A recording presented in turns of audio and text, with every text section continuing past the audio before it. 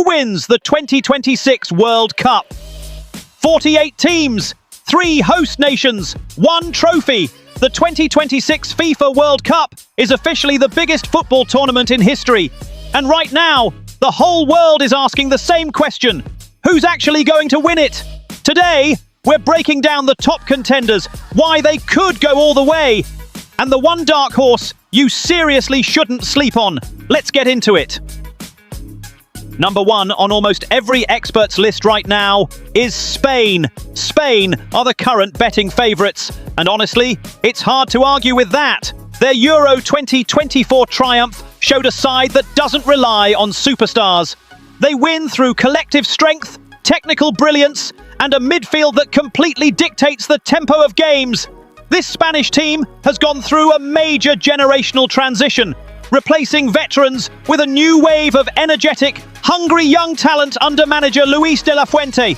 And unlike previous squads who underwhelmed at World Cups, this group has belief that they've already proved they can win the biggest tournaments.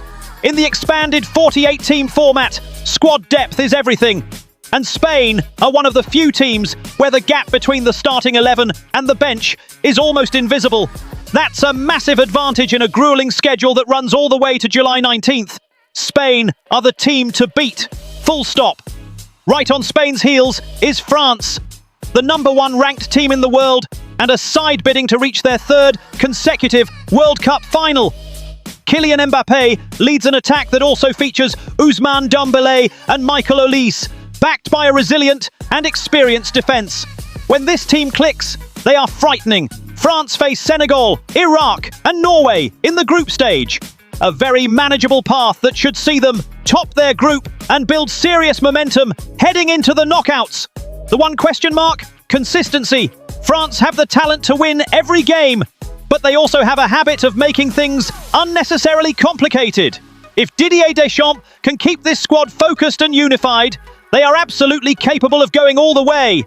Now let's talk about the defending champions, Argentina. They enter this tournament as reigning champions, and what makes them special isn't just talent, it's their mental fortitude and a clear team identity. They're a consolidated unit, not just a collection of individuals. The exciting news for Argentina is that this squad is becoming less dependent on Lionel Messi. They proved that by routing Brazil in qualifying without their injured captain, Julian Alvarez, Lautaro Martinez. This attacking line is relentless. Argentina are trying to do something no team has done in over 60 years. Win back-to-back World Cups. History says it's nearly impossible.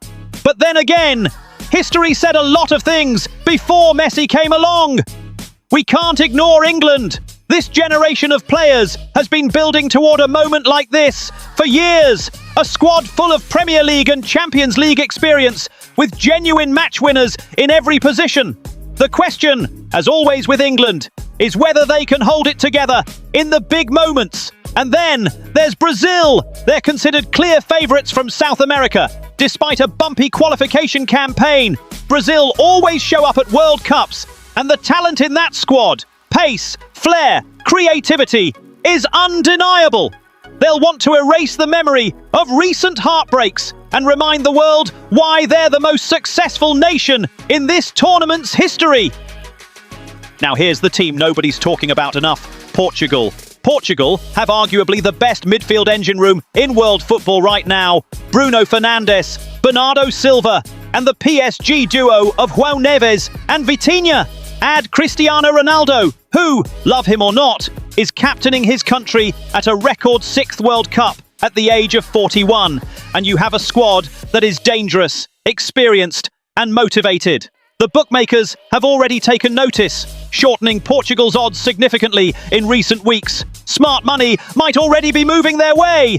So there you have it. Spain are the favourites. France are the most talented. Argentina have the champions' DNA. England have the hope. Brazil have the history. And Portugal might just be the team nobody saw coming. But that's the magic of the World Cup. It doesn't always go to the favourite. It goes to the team that wants it most, stays together under pressure, and finds a way when it matters. The ball starts rolling on June 11th, and I, for one, cannot wait. If you enjoyed this breakdown, smash that like button, subscribe, and drop your World Cup winner prediction in the comments below. I want to know who you think lifts the trophy in New Jersey on July 19th. See you then!